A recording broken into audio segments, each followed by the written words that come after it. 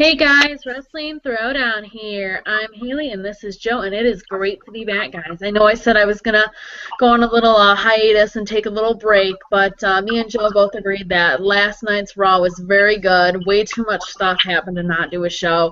So this will be our closing go home show for 2014. That's right, the Go Home Show, Daddy.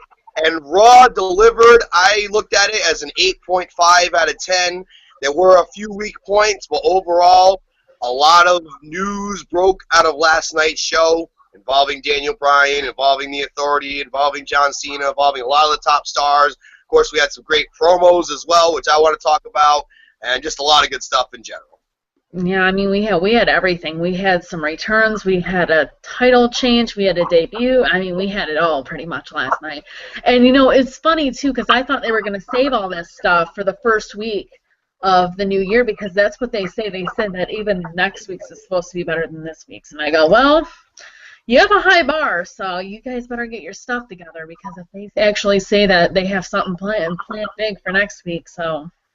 Maybe we'll get the Stinger next week. Yeah, that's what I'm thinking. Sting's definitely going to return, and hopefully Randy will return live, so people on TV can see. I mean, I know he technically did return last night, but that was in the dark match kind of thing. So hopefully he returns officially on TV next week.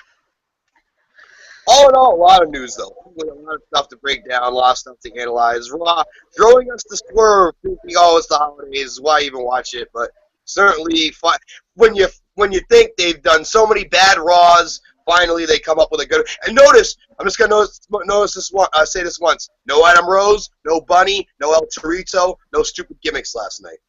Refreshing. Yeah, definitely. All the stupid people were gone. It was great. Alrighty, and before we get started, I want to apologize if my internet goes out a few times. It's not been working amazing today, but we will get back when we get back. Alrighty, let's start off with Edge and Christian. Obviously, they planned this whole thing to obviously what happened at the end, too, because Edge and Christian were obviously guest hosts. They weren't in last week, but they probably kind of made sure that they were going to be the last ones probably a few weeks ago. They probably pre-planned this a few weeks ago. But it was great seeing these two back. I mean, two of my favorites. Definitely Edge, second favorite wrestler of all time. And they were just great, and they were pretty much talking about how they've made a few matches and everything like that. Like Rusev is going to battle Dolph Ziggler, and Rollins and going to face Roman Reigns and stuff like that. And they made a few jokes and everything like that. And I still say Edge and Christian are the best tag team of all time. I know people are going to, argue with me and everything like that, but I do think that they are the best. I will say they're the best WWE tag team of all time. I think some historians could make the argument of the Legion of Doom. Others could make the argument of the Dudley Boys, considering they've won titles in every company they've wrestled in. However, I will use my bias to make the determination. I feel like Edge and Christian had the charisma. I've been huge fans of these guys since the Brood. I had a feeling when I saw Edge debut with the Brood and they started doing that thing in the Attitude Era, I'm like, even more than Christian, I'm like, Edge is going to be a main eventer. It may take him a few years, and it did take him a few years. But just the whole journey, the TLC matches, the reeking of awesomeness, I was a huge Edge and Christian fan. A lot of people love the Hardys and the Dudleys, and I got plenty of respect for them as well, all six of those individuals. But I am an EMT guy. I pride myself on totally reeking of awesomeness. I will strike a 5-second pose for the benefit of flash photography every now and then. I certainly am an edge head. I pride myself on being a peep for the peeps, by the peeps. Great to see these two. And they totally destroyed him. When he won his first, world title, and I love Randy too. It's not like it's Randy's fault, but seriously, they had to do that just right then and there. It just really pissed me off that they just never really gave him a chance. Well, one can make the argument he may have never even won the world title had Edge not retired. Because let's not forget, Edge was the world that's true. Had to forfeit it due to retirement. A lot of people will say that Christian should have became a main eventer right when they made John Cena a big star after he beat JBL. Edge was moved to SmackDown as part of the SmackDown 6, and Christian was really starting to get over as the little creepy little bastard heel, and he was starting to feud with Cena a little bit and Jericho, and then he was pissed because they didn't push him to the main events. That's why he went to TNA for a couple of years, which he was a main eventer there. A lot of people forget his TNA work. I thought he had great.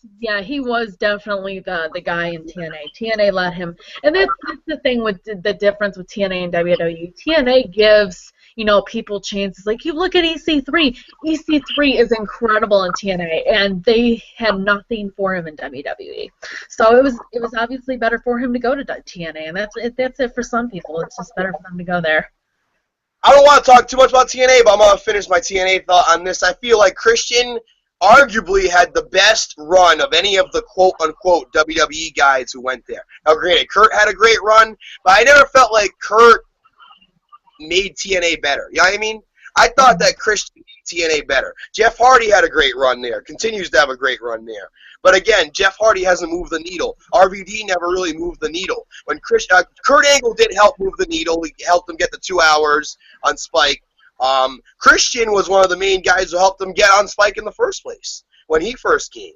So Christian was a huge part, and again, it was the right guy at the right time. It was a guy that people felt should have been pushed to the main events. The peeps were behind him, if you will, and like you said, but he did win the world title in 2010 twice. He did win it on that Tuesday on whatever pay-per-view it was. I know it was the day we caught Bin Laden. I think it was Backlash or something, and then he dropped it the following Tuesday on SmackDown. He did win the world title back at SummerSlam, if you don't forget, against Randy Orton. But that was even a short title reign too. Like I just feel like they never really gave him, and then they had to turn him heel too. It's just like he was behind the fans when he won, and it's just like, oh, since Randy Orton's winning it, we have to turn you heel, and it's just like it would have been better for Randy Orton to be the heel and Christian to be the face, but. One of many examples where a mid-card, upper mid-card talent's push just totally got kiboshed. Definitely. And then Brock Lesnar comes out. I'm just like, I thought his contract said like he's only allowed like 10 appearances, and because he's supposed to be there next week too, and I think he's supposed to be there like 2 more weeks before WrestleMania. I'm like, I think that maybe he's just, unless they're saving it all for the end, and that's probably good. I'm kind of glad they are kind of saving all of his appearances for the end, because then it makes John Cena and his little feud, I guess, a little bit better. Once he gets because it is good seeing him. At least I think he needs to be here at least every other week. But at this point, I wouldn't be shocked if they're trying to get all his appearances out the way if he's dropping the title at Rumble. I wouldn't be shocked, especially with the CM Punk UFC stuff and the rumors that Brock may go back to UFC. They may just say, fuck it, let's get the belt back on Cena, let's have Seth cash in, all this stuff, and end up being Cena versus Roman Reigns at WrestleMania. That's, I think, could be a possibility. Yeah, I'm definitely worried about Seth in this, though. I know he's not going to have a very long title reign, but I don't want it to be too short. I think 2 months is significant or whatever, but I have a feeling like I wouldn't be surprised if they had him win it and then not even 3 weeks later have him lose it, to tell you the truth. It would remind me of Edge's first title run. Edge was the first ever Mr. Money in the Bank. He held the briefcase for over 10 months, cashed in at New Year's Revolutions after the Elimination Chamber. The fans were behind him. The ratings were up. He had the live sex show with Lita. Everything was good, and they had him drop the title at 3 weeks later to Cena at Royal Rumble because that was the plan, and God forbid they deviate from the plan. So, and if it wasn't for Vince McMahon, actually, Edge would have never even cashed in because he was the only one who was back at Edge. Triple H, Michael Hayes, and others were not. Vince was. Yeah. There's a little backstory on that. But yeah, Seth Rollins, I see some similarities there from Edge to Seth. I think Edge is a slightly better talker. I can make the argument Seth may be a better worker just due to athletic ability because Edge could tell a great story, but Edge's body, even in the early 2000s, was starting to break down with all the TLC matches and neck injuries, where Seth hasn't really had those devastating injuries to slow him down yet, at least to my knowledge. So yeah, he did. I think he did something to his neck already. I know that. He talked about it in an interview, but yeah, definitely. And then obviously John Cena coming out and trying to hurt Heyman, and obviously Lesnar helped him, and then they both escaped, and obviously Cena looks like he's ready, at least, I guess. And obviously I want to make this note of this, and Joe noticed it too. Edge was wearing a Sami Zayn shirt. I thought that was badass because I love Sami Zayn, and hopefully someone, obviously, if it's anyone, Edge is going to get through to, obviously, Vince, Triple H, that Sami Zayn deserves better than what they were giving him. I think he might get through to Vince because, again, like I said, Vince and Edge have a good relationship. Edge and Triple H have never, ever had a good relationship. It seems like Triple H doesn't have a good relationship with anybody, to tell you the truth. A lot of those guys, him and Jericho seem to be okay. A lot of those guys he worked with from that era, though, it seems like, it's funny because now pretty much.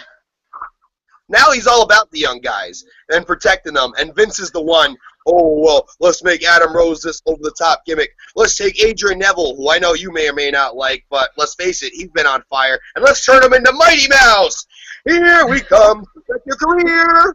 I have to say something about that, though. The rumor is that he's not supposed to they're not supposed to completely, make him dress up and stuff. Pretty much what they're trying to make the gimmick is that he's small, but he can still be strong. That's pretty much what they're getting at. That's what the rumors are, which is fine with me. I don't like the guy. He can't talk. I really don't think he's that amazing in the ring. And to tell you the truth, the only thing I really like about him is his finishing move. Until he impresses me, I don't care for the guy. But you know what? This happened with Daniel Bryan, too. I didn't like Daniel Bryan for the longest time. This is one of the only wrestlers that I never liked, and I started liking because I usually like wrestlers right off the bat if I like them. Daniel Bryan proved me wrong. They finally showed his real true talent, and I finally got to see him really work well in the ring, and I fell for him. So I'm not saying that I can never not like Adrian Neville. It doesn't look good right now. Maybe he'll prove me wrong. I don't know. Ironically, Dolph Ziggler is the guy I would put into that category for me. I was not a fan of his work in the Spirit Squad. I wasn't really too familiar with amateur work at Kent State, and I didn't really like his debut with the "Hi, I'm Dolph Ziggler" stuff. My friend was like, "Oh, this guy's gonna be awesome." He tried to sell me. Finally, after a few U.S. title runs and great matches with Kofi Kingston and others, I started to buy in the hype with Dolph Ziggler. The pairing with Vicky Guerrero helped them, and obviously we know Dolph Ziggler is one of the biggest stars in the company now. But I agree. Usually with me, when I like a guy, I stick with him. Eddie Guerrero, Macho Man, Chris Jericho, Edge. I stick with them regardless. Through the good time. Kevin Owens, perfect example. I feel ya, but yeah, there's always a guy that could prove you wrong. I always liked Bryan going back to his Ring of Honor work. I just worried he didn't have the personality to make it in WWE, but he proved a lot of people wrong. Definitely. He's getting better with his talking, too. I mean, I know he's not the strongest talker in the world. I already know some people are like, oh, great, he's back, no one cares. I have already heard memes about that. And it's just so ridiculous. It's just like the same thing's going to happen with Roman Reigns. The same thing's going to happen, with everybody that they push, and people like at first, and then they get sick of them. It's just like that's what happened with John Cena. People loved John Cena at first, and now look at him. He's beat out of the building. Out that era where he beat JBL and the fans are still behind him, and Christian started feuding with him, and Chris Jericho started feuding with him. Right off the bat, they turned on him. Right in the middle of 2005, where he had his first main event push. And then it just went downhill. I remember going to SummerSlam 06. Edge actually referenced this last night, when he beat John Cena in his hometown. I was there for that at Boston, 2006, SummerSlam. Main event with Cena and Edge. And it was Boston, and that was one of the first times I saw Boston really turn on Cena. And I've never been a huge Cena fan. I've always been, like I said, always been a great Edge fan. Always, always, always. And I have no problem rooting for Edge. But I got up on top of my seat, and I was like, what the hell is wrong with you people? It's his hometown. Why are we, we're turning on our own here? What the fuck is this? You don't see Chicago doing that to Punk. You don't see other place, even Seth Rollins got a big pop in Idaho. I mean, usually your hometown is good to you. Cleveland was good to Dolph Ziggler. I mean, I don't know. Yeah, it's just sickening what they do to John Cena in general. I mean, I don't know if you've seen this, Joe. I got banned from WWE and Chanting Superstars because I mentioned his name. They freaked out and they banned me. They go, "This name is banned," and like it's just ridiculous. And it's just like, why is his name banned? Because people are hating on him so much that you can't. It's so stupid. It's just like, why is this guy getting so much hate? Yes, I understand that the creative team is pushing him down our throats, but it's just like, it's not his choice. I like John Cena. I've always liked John Cena, and I'm always going to like John Cena. I'm not like in love with the guy. It's not like I want to see him like keep winning the title or anything, but I do like him. So, I feel like in any sport, in any entertainment, it's fun to have someone to root against. And John Cena represents that guy that we all root against. That doesn't mean we have a visceral hatred for John Cena, the real man, who is a good individual and does all the Make-A-Wish stuff, although if you listen to the Punk podcast, they all do the Make-A-Wish stuff, and he only gets the credit. I think there's truth somewhere in the middle there, because I do think John goes above and beyond where he has to. But, I mean, to get banned from a group because you're, God forbid, maybe defending him in some kind of regard. I mean, it's the company you should be mad at, not John Cena. It's the company that's taking the top star from NXT, whether you like him or not, and turning him into Mighty Mouse. It's the company that took Carlito and Epico and Primo and turned them into Los Matadors with a midget. It's the company that turned Kruger, who was a good indie worker, into Adam Rose and this nonsense. It's a miracle they've let Sami Zayn and Kevin Owens be themselves. Like, I'm so worried that they're going to fuck with them when they get called up. Yeah. Or this is crazy. And I think that what they're trying to get at that was Adrian Neville needed something. He needed something a little extra before he made it to the main roster. But I think they are kind of going about this the wrong way. I don't think this is going to help him. They're trying to make him into a kid guy, like, someone that the kids really like. And it's just, yeah, I understand that because Kofi was kind of like that too when he first kind of came in and everything too. But it's not going to work. Like, if you really want him to be a good main eventer or even a good mid-carder, you're going to have to do something. Give him a manager. Have him do something where he can work.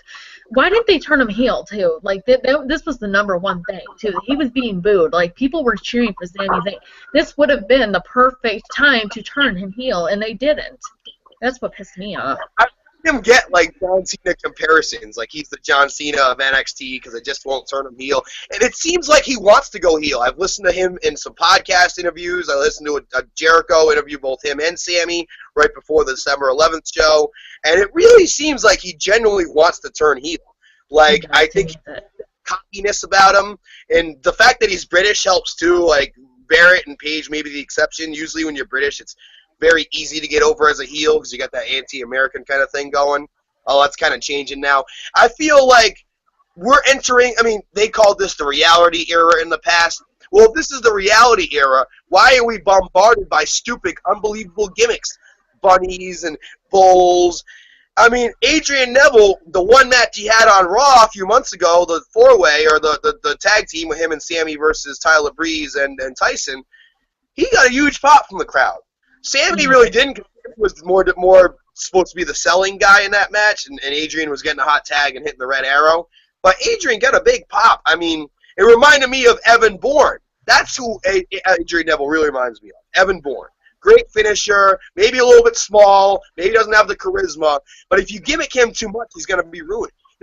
Why can't he just come in as Adrian Neville? He's getting over in NXT, even if the fans are turning on him, he's still getting a reaction. And like I said, I'm just worried. Because you got a guy like Kevin Owens who's literally being himself, and it's getting over so well. You got a guy like Sami Zayn who's literally being himself, and it's getting over so well. Hideo Itami, Finn Balor. And, like, can you imagine what they could do to Hideo Itami? Like, give him some weird Kung Fu Naki gimmick or something, or make Finn Balor. Can you imagine what they could do to Finn Balor? And I don't even want to think about that. Like, Is it Finn Balor? I thought it was Finn Balor. I keep calling him Finn Balor. think it's Balor. Balor. Oh, okay. Oops, sorry about that, guys. I feel stupid now. But no, this is what happened with Seth though too. He obviously wasn't like the strongest talker in the world. He wasn't terrible, but he wasn't. And the heel gimmick, him turning heel, was the best thing for him. You can hear his promos. You can hear his talking now. He is on fire. And this is what happened with Adrian Neville. They just didn't give him a chance. I'm sticking up for Adrian Neville right now, and that's. Yeah, I know. How weird is that? I got you up for him. There you go.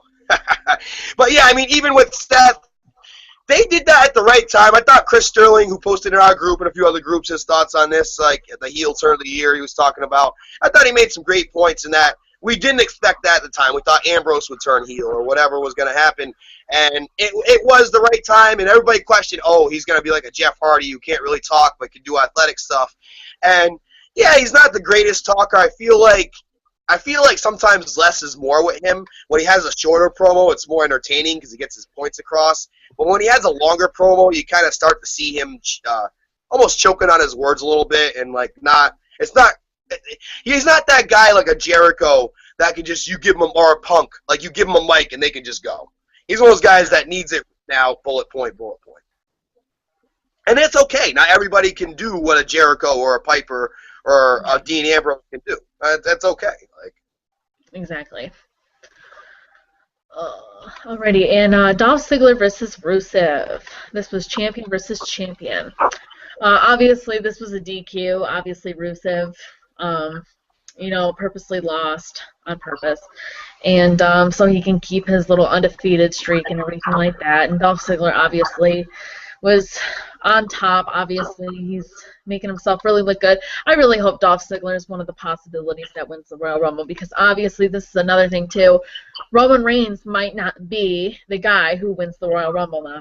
Those are the rumors. So hopefully Dolph is in there and hopefully he does. I mean, I don't think that they would have him do that. He's probably at the bottom of the list, but for how over he's getting and how much he needs that, I really think that this would be awesome, and it would be a shock and surprising win. I'd put him over. I mean, I said it a few months ago after Survivor Series, and even before that, when he was starting to get momentum, Ziggler would be a great choice to win the Royal Rumble, and him and Lesnar would be a dark horse, amazing matchup because they're both two amateur wrestlers and they could do different kind of stuff. I would love it. Again, like with the Damien Sandow stuff, I feel like I called that before that got on fire. With that. So I personally would love to see Ziggler win the Rumble. Bryan's going to be a favorite based on what happened last night, and we'll get to that in a few minutes, obviously. And Roman still is going to be one of the favorites. So that's probably your three favorites right now. Maybe Ambrose is your real dark horse. They did talk about him, but they said he was at the bottom of the list. I would put Ziggler over Ambrose. Like, I think Ambrose hasn't been with the company long enough, and that's how I'm looking at it. Ziggler is. Well, they're even turning against him too. They're trying to say that he's not main event right now, so he's not ready, which I think is ridiculous. But whatever. I'll say this feud with Bray Wyatt has not been good. Two guys that both me and you like, and I don't know what is wrong with it, but it's just not entertaining. It's going on too long, and they're trying to make Bray Wyatt look strong for Undertaker at WrestleMania. Yeah, that is the rumor. He's supposed to be facing Undertaker, which could be good, but it's just, and that's why they're saying that Dean's losing all these matches. I mean, and it's just like, seriously, you're making Dean look just, and it's going on for too long. It's pointless now. I think they've said all they have, and hopefully next Monday is the last match, and hopefully Haley, have I pitched my big WrestleMania swerve to you and the Wrestling Throwdown fans? I'm not sure if I did or not. I'm pretty sure you have. Yes, sure. I did. Yeah, I'm pretty sure. Sounds familiar. Yeah. I said one show. It was Ziggler and Roman and Brock, and you could have Ziggler win. You could have Roman. You could have Brock F5 Ziggler and walk out. Heyman stays. You could have Roman look like he's going to help Ziggler up. Superman punch him. You could have Dean come out. What's going on? DDT. And then you have your boy come out. Cash in. The Shield reunites. They have the WWE Championship, and Ziggler and Bryan are the top two baby faces that chase them. This is what's so funny too about this, because me and my brother were talking about this, and my brother goes, "This is what's gonna happen." He goes, "Brock and Roman are gonna face at WrestleMania, and Roman's gonna win." And Seth's going to come out, and Roman's going to be completely up and fine. Seth's going to just start laughing, and so is Roman, and Seth's going to poke him, and then Roman's going to fall down and act like he can't get up, and then Seth is going to cover him 1, 2, 3. And then the two reunite. I thought that was the funniest thing in the world. I was just like, I love this. Homage to the NWO when they reunited and they did the finger poker doom from Hogan to Kevin Nash. Only that was stupid. That kind of ruined. This would be funny, though. I think it would be funny. Yeah, I wouldn't do it at WrestleMania. But it would be an homage to the NWO, so I could smile over that at least. Yeah. And then Ryback comes out, and Ryback, he helps obviously Dolph Ziggler up and everything. And Ryback was just, I don't know, he was kind of like taking shots at CM Punk, I think, last night, and like trying to say that, all these negatives, like a little bit, yeah, you could see that like maybe he was trying to, when he talked about those negative thoughts, he was just like, people are saying all these negative thoughts about me, and you know what I do? I eat them up and I turn them into positive. So pretty much he was trying to tell CM Punk, I'm going to prove you wrong. Pretty much, whatever you think about me.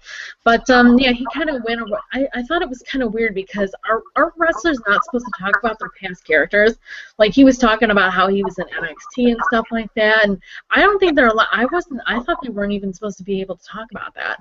He must have got permission for that. I don't know. Ryback has kind of a big mouth. I mean, he's proved that on Twitter. I like Ryback, but he does have a big mouth. Yes. It reminded me, I don't know if you remember this promo from 2010, when right before The Miz won the WWE title, he was still U.S. champ. I think he was feuding with Bryan at this point. They did like a Miz, This Is Your Life segment, and he talked about being on The Real World and being on Tough Enough, and he gave you the whole backdrop through ECW, Miz and Morrison, to the point where he was about to be a main eventer. And that's what this reminded me of. I feel like this was a work shoot by WWE. WWE wanted this to happen. They had their Tough Enough footage queued up. They had the Nexus footage queued up. And, they obviously talked about the Tough Enough. They talked about how he was released after Tough Enough, which that was not really public knowledge to a lot of wrestling fans, including myself. I thought he might have been in developmental forever. I didn't realize he got released and get brought back. Mm-hmm. Sheffield and NXT, and then, of course, the Nexus thing they talked about. And, they talked about getting injured and all the hurdles, and I really thought it was good, and I really thought it added some sympathy for Ryback, and it really built his character up. And I like people acknowledging their past characters. It is sports entertainment. We all know what it is. Why are we trying to hide from it? What? He's not Skip Sheffield? Like, I know. It's just like we know that. They act like we're stupid, and that's why they don't want, because like with Fat Albert and everything like that, and Jason Albert and all these, gimmicks and Ted side, they were all like, oh, you have to act like a completely different character and everything. And then when they called him Fat Albert and stuff like that, he like freaked out and everything. I thought that was funny. It was just like, seriously, we know it already. It's not like it's any surprise. So I really thought the WWE and Ryback did a great job with this promo. It makes me think that maybe he is, I've been saying, maybe he's going to be the guy to beat Rusev. It seems like they're building. He is now, especially since they're feuding now. I know he is. I'm not like in love with the idea. I think it would have been better with Jack Swagger, but I mean, I guess it's a good thing to do to get Ryback back kind of like pushed up to the top, so.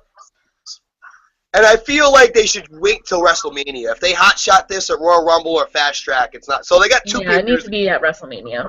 It needs to maybe they can have a stupid. Maybe Rusev can have a stupid victory or something like that at Royal Rumble or something like that, or a double count out or something like that. Something like that might happen. Yeah, Ryback hits the shell shock on the outside and it's a count out or something. I could see something like that. Yeah. Natalya versus Nikki Bella. This was interesting.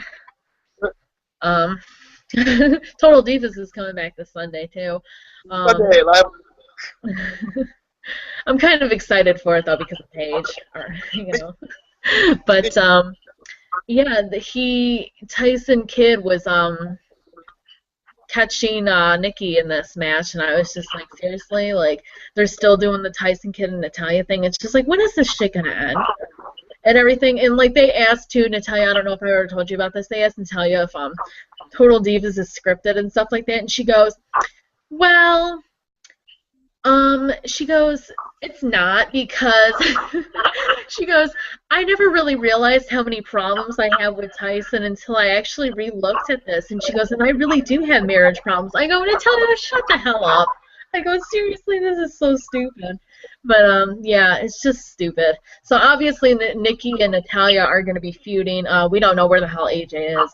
I don't know if she's gone. Obviously, there's some backstage heat on her because of what she said. Slamming.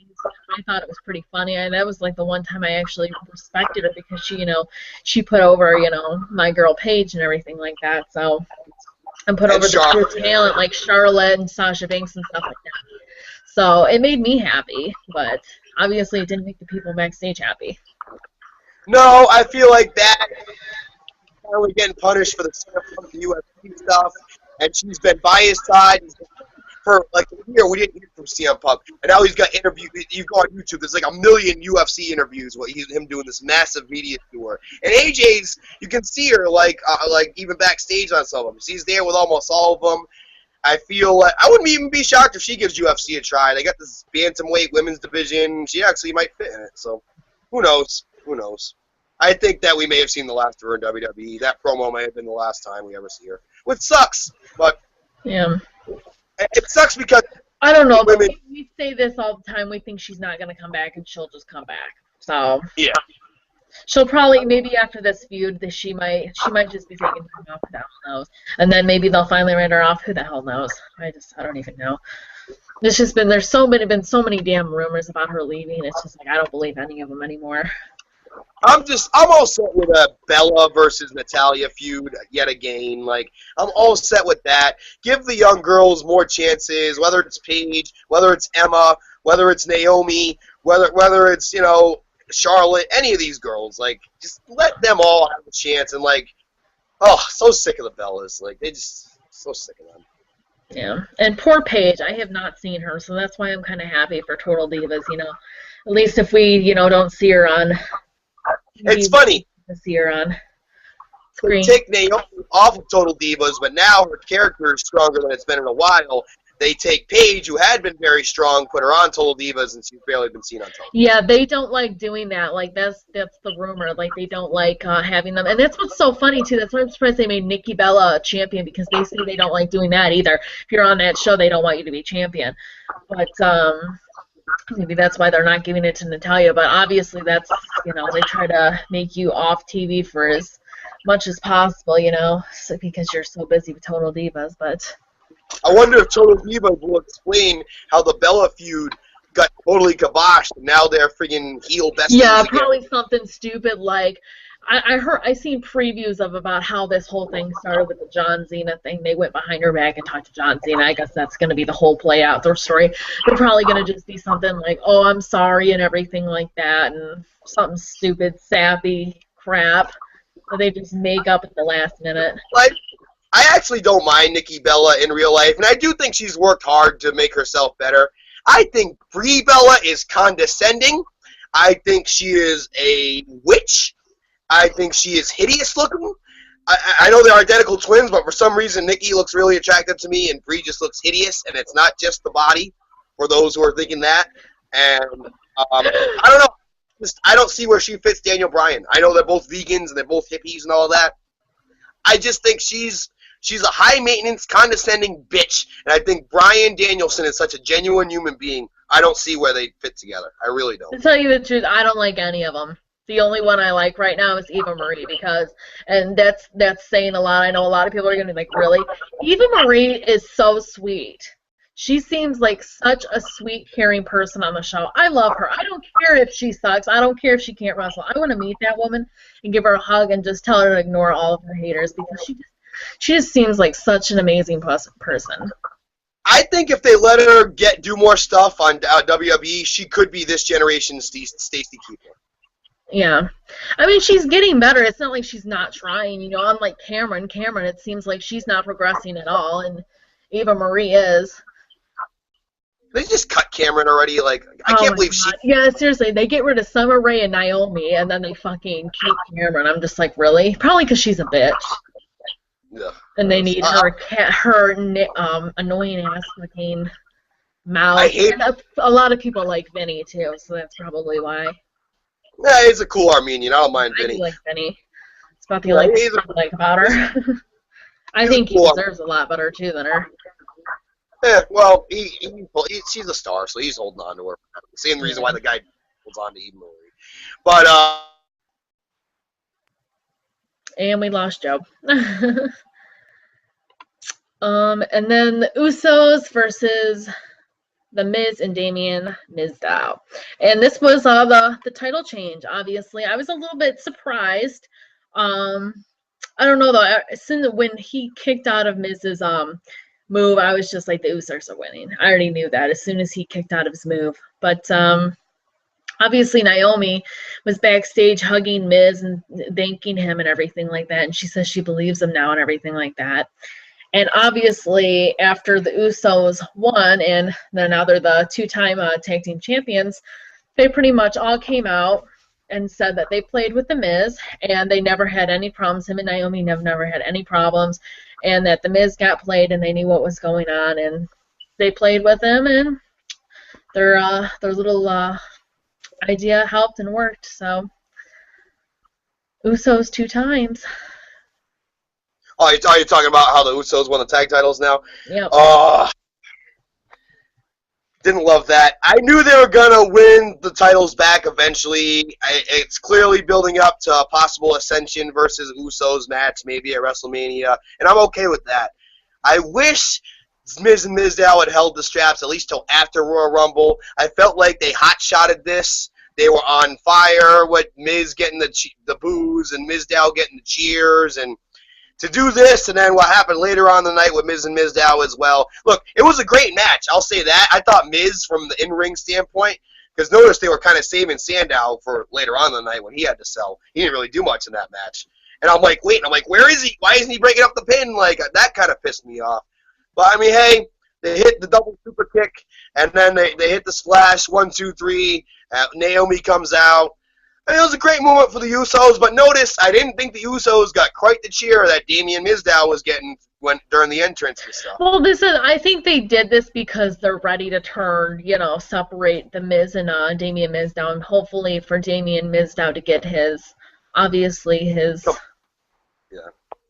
single push. So I think it'll work out.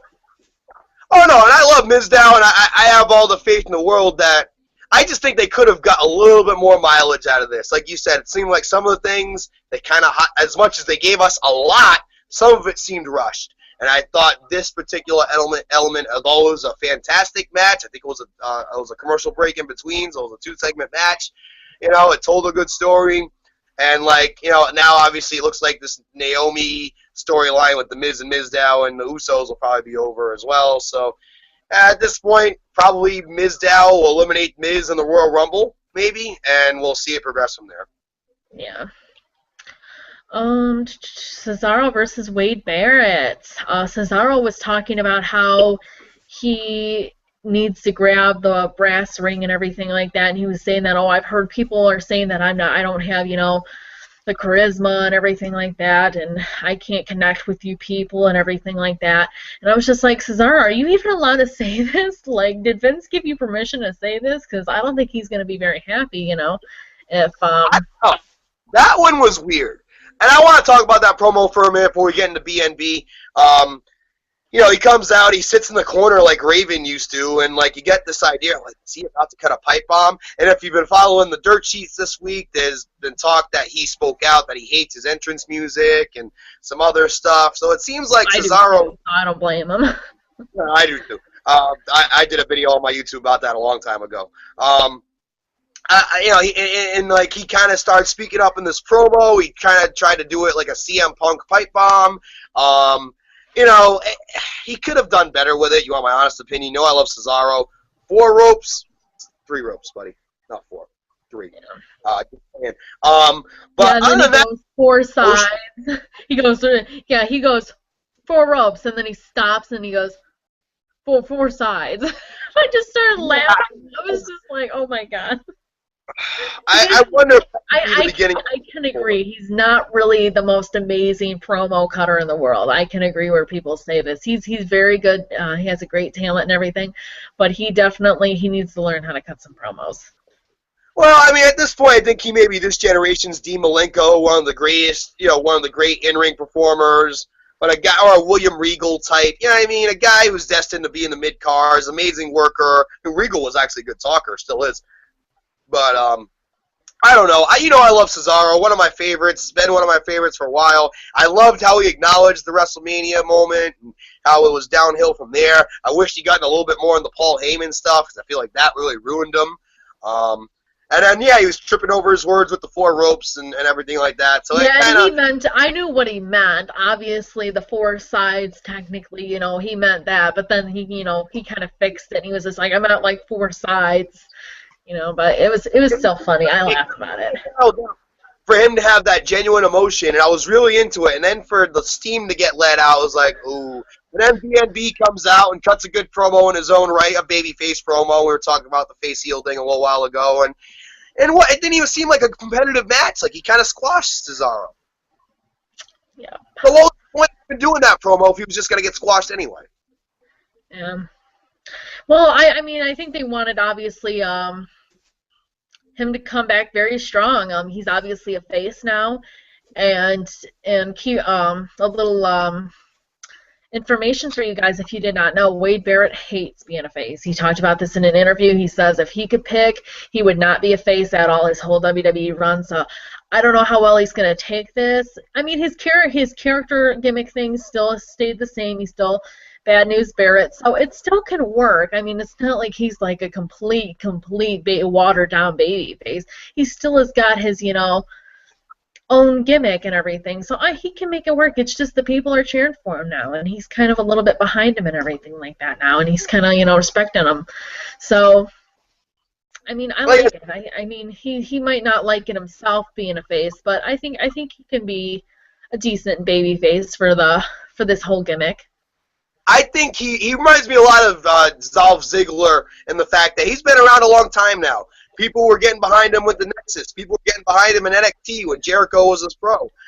People have been wanting to get behind this guy for a long time. He keeps getting hurt. And the Bad News Barrett gimmick, even before he got hurt the last time, he was starting to get more cheers than boos. At least I felt. So I was expecting him to come back as a babyface, to tell you the truth. There's just too many heels right now, too. That's the other thing. He's been gone for 6 months, too. I thought that was crazy. Yeah, and again, like we were talking about earlier about Triple H, he was the meanest, assholest piece of shit heel in the business, and even he came back to a rousing ovation in Madison Square Garden when he came back from the torn quad. So if he could come back with a pop, anybody could, and I thought I was happy for Barrett. It was cool. Yeah. One of my favorites. And by the way, if you notice, he shouted out DDP kind of, instead of with the it's me, it's BNB. Back in the day, that was Diamond Dallas's Page's line. Yeah, that's funny. It's me, it's DDP. That's funny. Yeah, I thought that was cool. This I'm pretty upset about. Jack Swagger versus Luke Harper. And now I'm not hating on Luke Harper or anything like that. I like Luke Harper. I like Jack Swagger. I like them both. And I know Luke Harper, they're trying to make look strong and everything now, but just what they're doing with Jack Swagger. They're pushing him, then they're destroying him. Then they're pushing him, then they're destroying him, then they're pushing. It's just like they need to make up their mind. It seems like when they destroy him too, it's always when he's not with Zev. Is it just me or? Yeah, and isn't with them. They don't like him being pushed. It's funny. I just feel like he's another one like Cesaro, where he's got his fans. Obviously, I'm probably more of a Cesaro fan. You're more, the real Americans. We the people. Ironically, they probably shouldn't even split them up. When you really think about that, they probably should have put them together, and they could have got over as baby faces together. I feel like that could have worked. They would have given him another tag team. Why not have kept that at this point? When you see how it played out. So, and now we got Cesaro and Tyson Kidd. Looks like they're a new tag team, technically, kind of. They have been tag teaming a little bit lately, so we'll see. Yeah. they're a put over tag team. They're nothing. They won't be any bigger than the Primetime Players or Kurt Hawkins and Tyler Rex or any put over tag team that you've seen in the last few years. Yeah. Slater Gator, put it in that category. Yeah, but Luke Harper, I'm not really sure what's going on with him. I don't know who his next feud's going to be with. Where was Eric Rowan, too? I think him and Eric Rowan need to have their little feud. Agreed. It really seems like with Eric Rowan, he was a pawn just to elevate Big Show, just to make Big Show look semi-credible when Roman finally has his moment against Big Show. Yeah. Which sucks. Sucks for Eric Rowan, but whatever. Yeah, I like Eric Rowan. He's a cool guy. He's definitely shown that he actually can wrestle. Yes. And he can get over with the character that may even be comical. So. Mm-hmm. Seth Rollins versus Roman Reigns. Obviously, we knew this match was going to be a DQ match. A Big Show comes out. Obviously, Big Show and Roman are going to be feuding at Royal Rumble. Big Show just attacks him after halfway through the match and just throws him and just buries him under the table and just everything. And it was just the best thing about that. Seth and Roman are going to have their feud probably after WrestleMania when they obviously cash in and everything like that and start feuding. That's when they're going to have their feud. So it was obviously to get Big Show, I guess, and Big Show and Roman, I guess, to get their feud rolling. So. Well, by the way, I have an official number for Big Show face and heel turns. 11 heel turns, 10 face turns. Wow, that's ridiculous. My stat of the day. He has been in the WWE though for a really long time though. How long has he been in? 9, I think, either 98 or 99. He debuted at St. Valentine's Day Massacre. I think it was 9. It's like a heel, like a turn every 2-ish years? At least. And he's also had some breaks. He had a break from the company in the mid-2000s. That was a point where they sent him down to the OVW in the early 2000s. So there's been some time he's been off TV, too. Yeah. Yeah, it's probably it's probably like around a year, a heel turn every year. Heel or face turn every year. Oh, well. I'm sure by WrestleMania he'll probably be a face again. Which, by the way, seriously. Which, by the way, the only good thing about this segment is, and Big Show getting up to beat up Roman, was that it spared us any more riveting commentary from the Big Show there with friggin' 3 clowns on commentary. Ugh. God damn, that was just, terrible. It's just like, if you want to be a guest commentator, at least have someone who can talk, like Dean Ambrose, or, it's hilarious when he's on there. I love it when he's on there. Yeah, or Ziggler, or someone who could actually talk, like, Captain Insano shows no mercy. Ugh. Definitely. Daniel Bryan's career announcement. Obviously, everyone was freaking out. They thought he was going to be retired. Obviously, I knew something was up. I was just like, one, this is the last Raw of the year. I feel like if they really wanted him to retire, I feel like they would have waited until next week to do this. And I go, it's probably that he's going to be in the Royal Rumble. And he pretty much says that he talks about his dad a little bit and everything, but he pretty much says that he is going to be cleared, or he is cleared, I don't know, but he says he's going to be wrestling in the Royal Rumble match. I don't know if he's cleared yet, but he's going to be by Royal Rumble. Well, he spoke of finding this doctor who really specialized in his specific injury in Denver, Colorado, and I was really happy for him. I don't know if he intended to do it or not, but the way he played with the crowd's emotions, gotta be betting. Yeah, he acted like he was gonna cry and everything. I seriously was just like, Daniel Bryan, don't do this, please. Just rip it off like a Band-Aid. I go, I already know it's gonna be about the Royal Rumble, so don't even act like you're retiring. With Edge there, who had a genuine retirement out of nowhere, it almost like that was in your head too. It was like, oh shit, Edge is here. Like, are they gonna do it again? When he said he talked to Edge, I was freaking out a little bit. I'm not gonna lie. When he says I did just talk to Edge, I was just like, no. God, I was freaking out a little. They just need Daniel Bryan right now. They may not need Daniel Bryan to be champion, but and all you fans who say fuck Daniel Bryan, we're sick of him. Go fuck yourself, assholes. Seriously.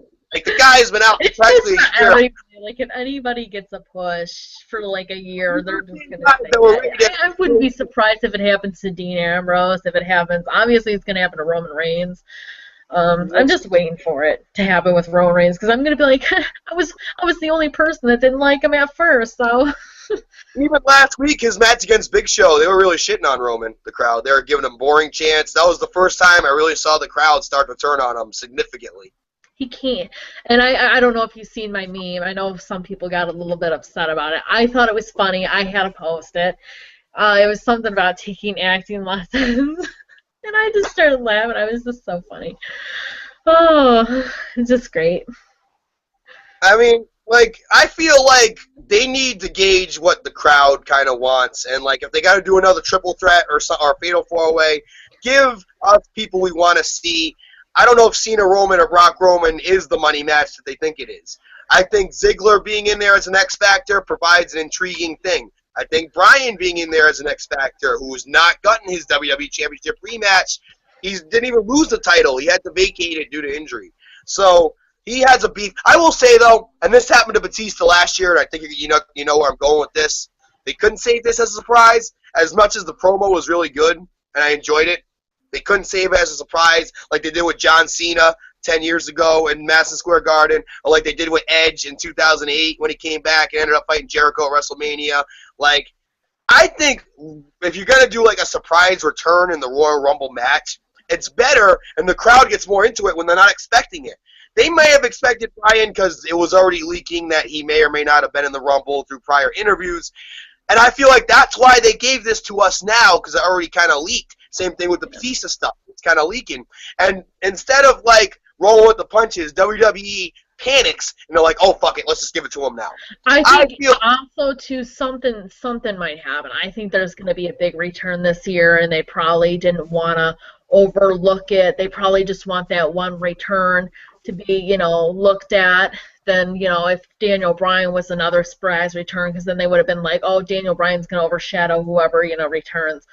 But I have a feeling something's going to happen. Someone's going to return, whether it's, I don't know, or maybe debuted. Who the hell knows? But they probably... It's in the Royal Rumble, including Kevin Owens, maybe Sami Zayn, and a few others. Do you think Batista might come back? Oh, I hope. I love him, but he's got too many movies to do right now. He really does. And he wants to fight Triple H. Triple H, he may fight Sting. Dolph Ziggler's a logical candidate to fight Triple H when you start thinking about it. I would rather see Dolph Ziggler and Triple H or Sting and Triple H. Batista and Triple H, A, we already got it at WrestleMania over 10 years ago. And B, if Triple H wasn't busy, I'd be like, all right, let Batista have his match with Triple H. Yeah. But I'm going to do Orton Triple H too. That's another option. Maybe next year. If he really wants to do it, maybe next year when things start slowing down. He's going to be filming Guardians 2. He's going to be filming the James Bond movie where he's a villain. So I just think he's too busy right now with his schedule. And there's no reason. I know he misses the company. I know he feels like he left the company just when he was starting to, like, gain traction with Evolution as a heel. And, like, when you really think about it, he started shitty, but he ended strong with that 4-month run. It took him a few months to shake off things, but he got better towards the end. Yeah. And, like, a lot of people don't acknowledge that. And, those Shield Evolution matches, the two of them we got, were fucking awesome. And he stayed an extra month and held off promoting the Guardians to give us that second match that we got with Evolution and Shield. So, I mean, Batista, I love the guy. I feel like I'm one of the few who hasn't turned on him throughout this whole thing, and I'm so happy for his success in Hollywood. I thought he did great in Guardians. I thought he will continue to do great because he's got that snark. He's a big guy, but he's got that snark, that charisma that you kind of need. It's not rock, funny charisma, but it's like silent, snarky charisma that works in the movies for like a big villain type of character or a brute type of character. He was perfect as Drax the Destroyer with everything going over his head. Perfect as that character. He was one of the ones that I was never really a fan of. I always liked Randy Orton Randy Orton was pretty much my guy in Evolution, and Batista, I was just kind of like, I wasn't really. I like to go for the underdogs. I don't like. There's very few like really big guys that I like, because I don't know. I like the underdogs, just because like the bigger guys they push them way too much and try to just like make them way better than some of them actually are, and it's just, it kind of annoys me. I just feel like if you look at Dave Batista's career, he had a good career. He's a Hall of Famer right now, even if you take away the 4 months of last year. I mean, he's a multiple 5-6-time champion, 2-time Royal Rumble winner. He was the face of SmackDown when they did the brand split. They put Cena on Raw and Batista on SmackDown, and he did some great work for years with Edge, with Undertaker, with Rey Mysterio, with Eddie Guerrero, among many others. So I just thought Batista, he doesn't get the credit he deserves as really being a guy, especially on SmackDown in that era, who really was the star, besides like Undertaker, the star of SmackDown and Edge. The Ascension versus Miz and Damien Mizdow. Boy, when they said this should be their official debut now. I feel like they already debuted once at a main event thing on Wednesday, but hopefully this is, I'm pretty sure, especially since it was on Raw. They can't just, have them on Raw and then completely forget about them. When they said, I don't know, it was Eddie Christian or whoever said that Sandow and Miz had a second match, I knew it was going to be the Ascension. I think most of us did at that point. And as much as I was looking forward to seeing the Ascension finally debut, it kind of made me sick that they fed Miz and Mizdow as the sacrificial lambs. Like, they couldn't do this with Primo and Epico or some team that really didn't have anything to lose. I mean, you have them drop the titles and then get squashed by the Ascension in, the same night. I wasn't really feeling that. No disrespect to the Ascension. I really think they're a fresh face. It's funny, people that don't know the Ascension, they're already saying they're an LLD ripoff, including my friend Jay, who watched it last night. He kind of liked it, and he even ordered the Ascension shirt on Shop Zone, which, by the way, I'm mad the Kevin Owens shirt. And I mean, they look like them, obviously, but it's just like, seriously, they're different. They're all their own people. And it's ridiculous. And also, they finished their feud with, and I think this is why they didn't push them up a little bit sooner, because they wanted Finn Balor, I guess, now. and Tommy, they obviously wanted them to have their feud with them first so they can, look strong as a tag team, NXT tag team, so they can, and so since that feud's done, obviously they have nothing to go back to for NXT. Now they are officially here. Exactly, and Baylor debuted the body paint finally on December 11th, and that was great to see. Yeah. And last but not least, the main event. Well, it wasn't really a main, it was, it was the Cutting Edge Peep Show. And that's cool. Seth comes out and he starts talking and saying that those were his favorite guys and everything like that, and Edge and Christian told him to shut the hell up, and he's getting lame and everything like that. And so Seth, calls out John Cena, and John Cena doesn't come out, and so he attacks Christian and grabs Edge's neck and says, "I'm going to paralyze him and break his neck again, if you don't come out here and, do what I want." And John Cena comes out and he tries to get in the ring, and Seth goes, no, I'm going to do it if you don't back off. He goes, "I want the Authority back." And I go, they're seriously not going to do this already, are they? I go, seriously, the Authority is coming back way too early if they do this. I go, they needed to wait until at least WrestleMania. Or at least Royal Rumble. Yeah. And it was a way to obviously to celebrate, celebrate the new year and everything like that for WWE. But John Cena says, "Okay, fine, you have the Authority back." And Seth goes, "Okay, and he goes, "But I'm still gonna kill him anyways." And that's what he said. And I was just like, when he said that, I was just like, seriously? He said some pretty crazy things last night, and John Cena attacked him and everything like that. And Randy Orton didn't come out. That was what was shocking. And the Authority came out. And obviously they celebrated and everything like that, so this was obviously pre-planned. Randy Orton came out after the show went off and attacked, Big Show and the JJ Security, I heard. But it's just like, seriously, I guess it was just because it was so much, and because the Authority came back and everything, they probably didn't want Randy to come back too. But it's like, I feel like they should have saved the Authority and had Randy Orton come out and save, Edge. I think that would have been better. I mean, it was interesting because I watched the WWE YouTube. I try to follow that because that gives you some extra nuggets with the interviews with Eden and stuff like that. And they interviewed Ziggler, and he made some good points of like it feels like the last month doesn't even count now that they're already back. And like I know that was a kayfabe interview, but I tend to agree with my boy on this one. It's like it's too quick, and like yeah, the guest hosts, some of them was good, some of them was shitty. Edge and Christian did a good job. I thought Hogan actually was okay as Santa Claus, considering they had reached out to Foley and he said no thank you because he was busy already. So I didn't think Hogan did too bad of a job in Minneapolis last week. But I just feel like this segment as a whole had a bunch of holes in it. The Randy Orton stuff, certainly excellent points that you made, Haley. I really wasn't even thinking about Randy, but you certainly made some interesting points on that one. I've been wanting them to come back forever. I miss them so much. No, I do too. I do too. But it's like not only that, but why didn't Ziggler come out? Why did Cena still hurt technically? He wasn't that hurt. He did the interview with Eden. Yeah. So why didn't Ziggler come out? Why did Cena wait so fucking long? Why was he a fucking pussy when Seth called him out in the fucking first place? That's when it's Mr. Hudson Loyalty. When was the last time, and people have been saying this too, when was the last time a heel called out a face? Seth was on fire last night. I mean, when he was saying that he was so better than Edge, that pissed me off too. I do not think he is better than Edge. He has some ways to go. I did not like that when he said that. But yeah, he was just saying all this crazy stuff and everything, and he looked strong, and everything, and John Cena just looking like a pussy and everything like that. And I love John Cena. It's not like I don't like him or anything like that, but it's just like, come on, John Cena, get your ass out here.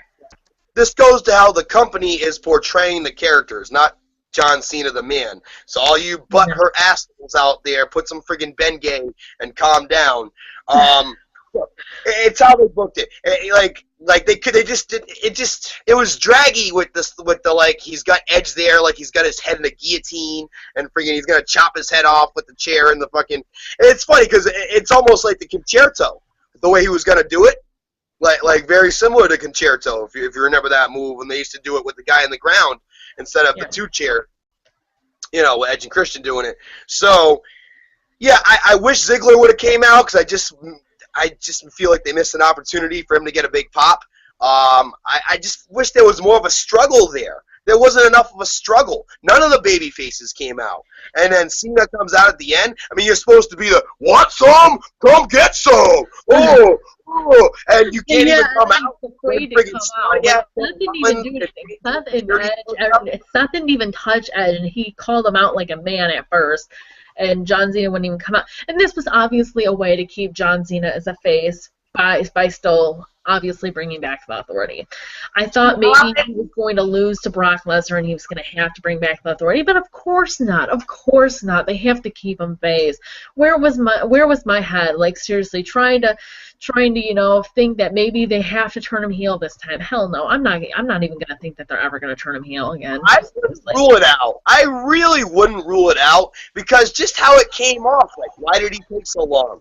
Why didn't he come out before you even had him in the predicament? Like, you're John fucking Cena. Come out and make the fucking save and hit everybody with the AA and freaking. It's just there's a lot of holes there. Why did he wait so long? Like, you know what I mean? There's holes that they can exploit in a possible heel turn. I'm not saying they're going to do it, but there are, if they choose to, and they actually get their heads out of their ass with their 22 fucking thousand writers they have for Raw, there are some points there that they can exploit. And like say Brock Lesnar loses, and Seth kind of goes off and does his own tangent. Cena's the ready-made guy. So I wouldn't rule it out. I wouldn't say it's definitely going to happen, especially going into WrestleMania when you want to put Cena into some kind of high-profile matchup. However, if I'm booking it, like it's just me looking at it from a booker standpoint, you left too many holes there. Like you really did, just in that segment alone. So I wouldn't rule it out, but just like using logic, how the company thinks of it, yeah, it would probably take a lot to even for them to consider it again. Yeah. But I thought it came off heelish to me. I thought he left Edge out to dry. And by the way, what the fuck happened to Christian? He got shoved once and he just disappeared? He's injury prone though too. He's probably injured now. I love him though. My brother always says that, and it pisses me off. But it's just funny because like they make memes about it too, and sometimes I even laugh about it. Like it was like Christian got hit like one time in the face, and it's like, oh, I'm injured, 6 months out. You know. He sneezes and he's 6 months out. And that's why Christian is pretty much retired at this point. They even kind of made fun of the fact how they're both semi-retired. And it's not his fault or anything like that. It's just like, you know, accidents happen. There's nothing really you can do about it. But all I'm saying, Haley, is there was some holes in that. As much as I agree, it did make Seth look strong as a very conniving piece of shit heel. I definitely agree with you in that regard. I just felt A, it was too draggy, and B, there was too many holes. But I'm not going to let it. That's why I gave the Raw an 8.5 instead of a 9. Had that segment been a little bit stronger, it would have got a solid 9. No. So 8.5, I feel, is a strong rating. Especially, I don't just give those away for Raw. I've been giving a lot of 6s and 7s and 5s the past few months. Yeah, it's funny because when was the last time the last Raw of 2000 of the year has been actually good? Like this is, and that's why I was like not gonna do a show, and then I watch it and I'm like, yeah, I'm gonna have to do a show. A lot of times they pre-tape stuff throughout the holidays for the New Year's I thought this Raw was supposed to be taped and it wasn't. That's what was so funny about it. Because even Seth talked about this in one of his interviews last year. He goes, with the Shield, he goes, yeah, we're taping SmackDown tomorrow, and then we're taping the Raw the next week, and then, yeah, and he would say stuff like that, and then we're taping the next SmackDown the next day. And I was just like, so the last Raw is supposed to be taped, I thought. So, and obviously it wasn't this year. Maybe they wanted to obviously say, you know what, they can, do it, and we're going to obviously make it a great Raw. And you know what? Succeeded. Raw was, in my opinion, an 8.5. What'd you give it for a rating, Haley, out of 10? I would give it a 9. Give it a solid 9? No doubt. So we're both in agreement, 8.59. It was a very strong Raw. And because it was such a strong Raw, that's why we at the Wrestling Throwdown decided to end our holiday hiatus early and give you, the great fans of the Wrestling Throwdown, some analysis of all the news that broke last night on Monday Night Raw. Yep. All right, guys. Well, thank you so much for watching. And I don't think I showed off a certain someone shirt. This is what I got for Christmas. I also got my Dean Ambrose shirt, too. I'll be debuting that probably the first week in January. But thank you so much for watching. Don't forget to thumbs up. Don't forget to subscribe. And, and don't forget to follow us on Twitter. And don't forget to join our Facebook group. Thank you so much for watching, and we will see you in the next one. Have a great New Year. Bye. Happy New Year.